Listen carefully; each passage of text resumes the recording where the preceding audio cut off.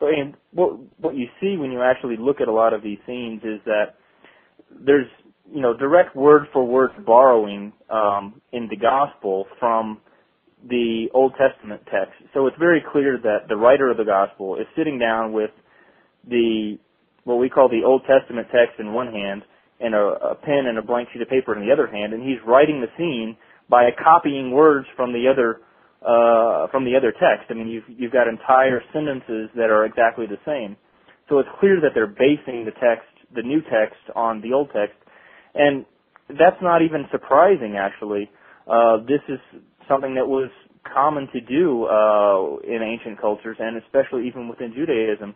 There were many stories in the Hebrew Bible where an old story is basically put into a new context. It's reinterpreted and made to fit a new situation by telling an old story over again in a new setting that makes it relevant to the people of that time. And so this is already even a practice that is known to have been used within Jewish circles. And so the fact that this type of writing would have taken place isn't even really surprising at all.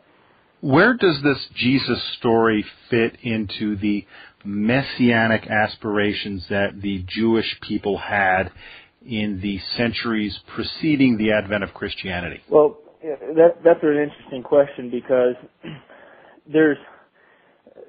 and actually, probably the understanding of that has changed a lot in the last 50 years even, because for most of the last 2,000 years, Christians especially have assumed that the messianic idea, or that the Messiah, was sort of a central concept to Judaism, that, Judaism is all about looking for this Messiah figure, et cetera, and this is like a core aspect, when in reality it wasn't. And there were certainly branches of Judaism that were very focused on messianic ideas and apocalyptic ideas. The end of the world is coming, or the Messiah will come and bring about the end of the world, which is basically what the Christian story is. And Christianity obviously emerged from such a sect, but there were, if you were to go back 2,000 years ago to Judea and go out on the street and start asking Jews about the Messiah, and I'm going to make up a number here, but probably half of them wouldn't even know what you're talking about. It's not something that everybody was obsessed with. It's not something that all Jews were obsessed with. In fact, when we read a lot of other Jewish writings from the time, from people such as the Jewish historian Josephus or from Philo, they don't even talk about the Messiah at all. It's not a concept they even mention. But there was strains of Judaism. There were certain groups of within Judaism that were very much into this idea. And really for about 200 years prior to the advent of the Jesus story, there are several other stories that are very similar in nature that contain many of the same ideas, that talk about the Son of Man and the coming of the Son of Man, which very much parallel the ideas that we find in the Christian story. Surely, though, all Christians have always believed that Jesus was an incarnate human being. I mean, if you got a Christian from, say, the year 90, wouldn't they think that Jesus was an incarnate human being? Doesn't this have to provide evidence against your thesis? Actually, all Christians did not believe that Jesus was an incarnate human being. And what's interesting about this is that here's where some of the evidence, again, comes from Christians themselves.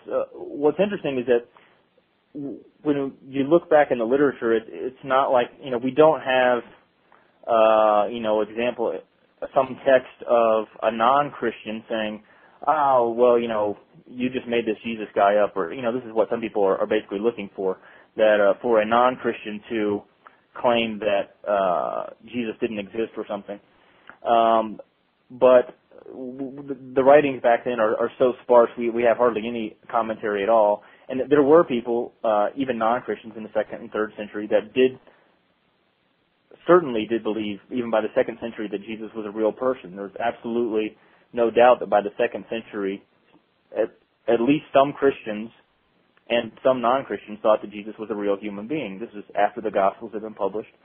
But even up into the 4th century, and from as early as we can go back, there were also many different groups of Christians who believed that Jesus was not an incarnate human being.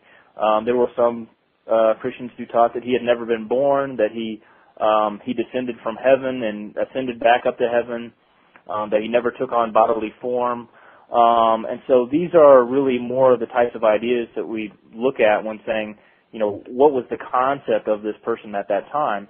And many Christians, the concept of Christ for many people was a non-flesh and blood spirit type of deity. And this is where one of the points that I commented on earlier, the issue of the flesh and blood of Jesus is really important. And it's important to understand that the fact that Jesus was flesh and blood was a significant theological point for the group of Christians that became the Catholics, which became the dominant group. And there was a lot of defense of the humanity of Jesus in the 2nd and 3rd and 4th century, where the group that became Catholics argued against everybody else, saying that Jesus had to be real flesh and real blood. But their argument was all based on theology. Their argument was that, according to the Hebrew Scriptures, a new covenant can only be, a new pact can only be made, or a new covenant can only be created with God if there is a blood sacrifice. And so Jesus had to be flesh and blood and had to spill real blood in order to create a new covenant. And that if Jesus didn't exist in the flesh, then that wouldn't be proof of bodily resurrection. And if he didn't actually suffer and he didn't actually spill real blood, then it couldn't theologically support the creation of a new covenant. Therefore, according to theology, one had to believe that Jesus was a real person, or else that would invalidate the whole belief system. And so this is where, in the 2nd, 3rd, and 4th century, it became a major point for these Catholic theologians to argue that Jesus was a real person. And it wasn't based on any evidence. It was always based on theological arguments. So let's bottom line it here, the conclusion that you reached, the conclusion of your book. Is there any case for a real historical Jesus? Well, there's a case. It's just not a good one. Obviously the majority, I fully acknowledge that the vast majority of people in the world, Christian or not, assume that Jesus, or believe that Jesus existed.